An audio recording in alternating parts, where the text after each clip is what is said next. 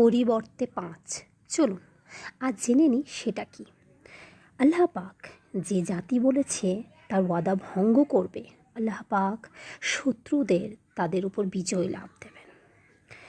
আল্লাহ পাক বলেছেন যারা আমার বিধান অনুযায়ী করবে না তাদের মধ্যে অভাব অনটন এনে দেবেন এবং দারিদ্রতা দেখিয়ে দেবেন।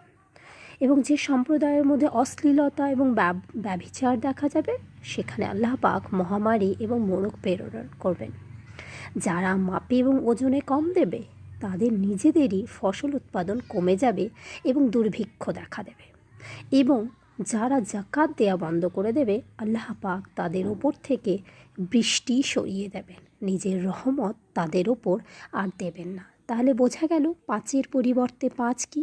সাবধান, এগুলো থেকে আমরা চেষ্টা করব আল্লাহ পাকের রাস্তায় সঠিকভাবে চলার।